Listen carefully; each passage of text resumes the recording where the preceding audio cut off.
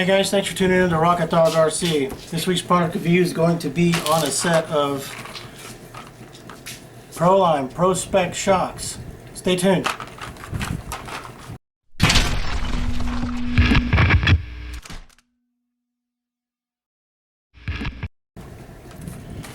So, as you can see here, we got a set of Proline Pro-Spec Shocks. These are the 90 to 95.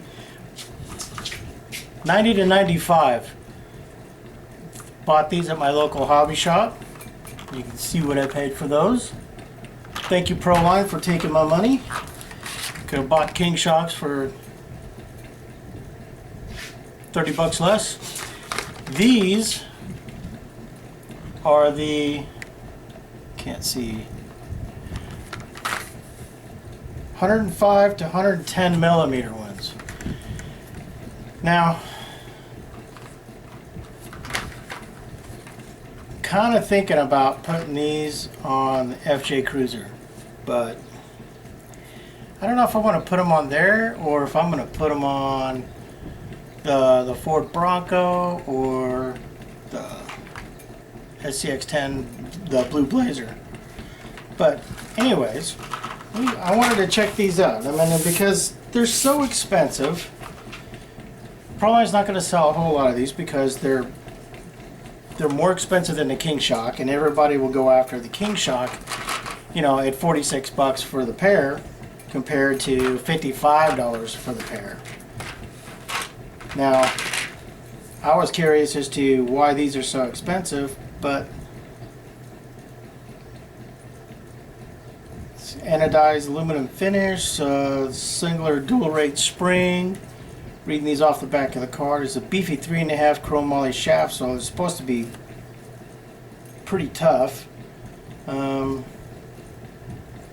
Single X-ring and upper and lower shaft guides, so got a single X-ring right there, and lock nut for the to secure the piston. That's kind of weird, but let's see, 30 weight, 50 weight silicone shock oil recommended, not included. It's got an O-ring on the top cap like the King Shock does. So, let's see what this... Now for a shock that doesn't have any oil in it, it's sure got a lot of resistance. On the rebound, not on the compression. But so let's get a little bit of shock oil in there. See how this...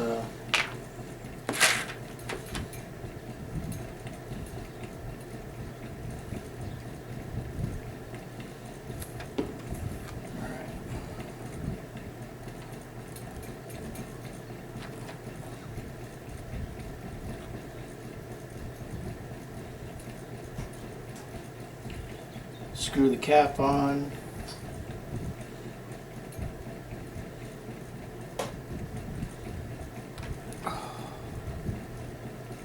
Alright, put this rag here, paper towel. Alright. Not too bad. I mean, it's a little on the heavy side, so if you got a heavy rig, I would say that this would work really good with it. I'm going to take this collar up. One thing I will say is this collar here doesn't move that easily compared to a King Shock. So you really gotta move. It's like it's got an O-ring on it or something like that. There you go. That softened up the shock a lot. So these actually feel pretty nice. I mean, I don't know what the difference. Now this was softer spring, it feels like.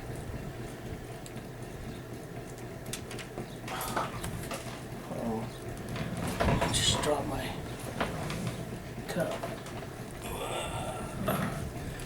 Alright, so that's a shorter spring. This is a longer spring. Oh, I see what they're doing. You could probably put the single spring in it.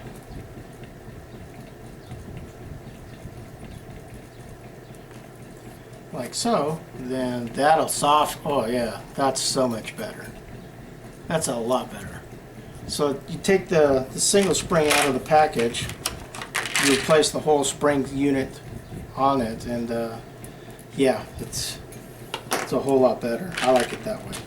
So I'm going to go ahead and put all this back in here. Actually, there's a part of this bench that you guys cannot see, and it's right here. And I'm glad you guys can't see it, because if you, it's where all my junk and spare parts go. So I throw everything there. I mean, I've got receipts for everything I bought, product cards, paper towels, got a Sharpie, shocks, body clips, you name it, it's over here, just about. Alright, so let me get this out of here. Let's see, it looks like you get a different height rod end, so you can change the height if you need a 90 or 95. And it comes with the shock extension on the top, so that little plastic ball, because you notice this one here doesn't have one. You can see that there. So that's it's a little plastic deal that you just put the screw in there. So yeah. But let's see. Let's go open up this one. Got the old Smith & Wesson.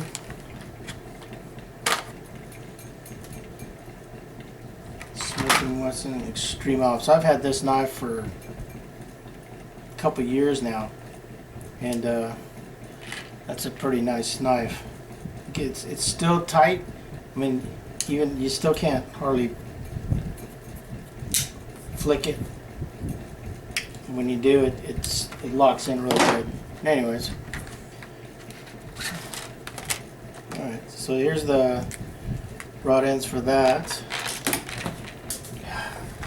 Dropping everything today. And let's see. That's not too bad.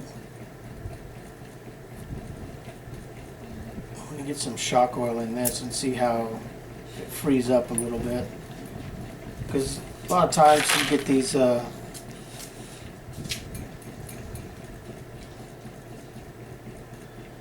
shocks and the O-rings in them are dry. Where's it at? A little bit too much.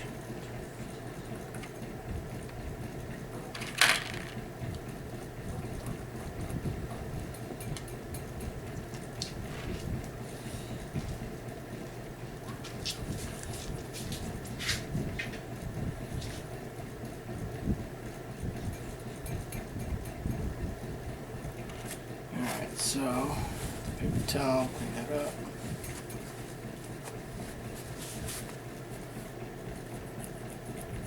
That feels pretty nice. It's a little on the tight side. Loosen this spring up here.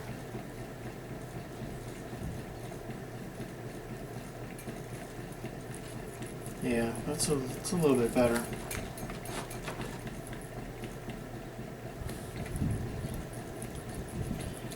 I would say if you're going to do shocks like this, what is this, the 105 to 110 millimeter shocks. This is the 105 to 110, and then the shorter one, this one here, is the 90 to 95. And the only reason why they say 90 to 95 is because this rod end length here, they get you different ones so you can extend it to make it 95. But yeah, whatever.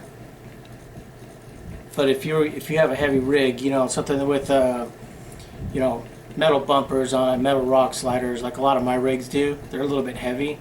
This would probably work really good. Even with a 30 weight oil on it, it's still got a lot of resistance in it. So the fronts are a little bit softer without having to do a spring change. So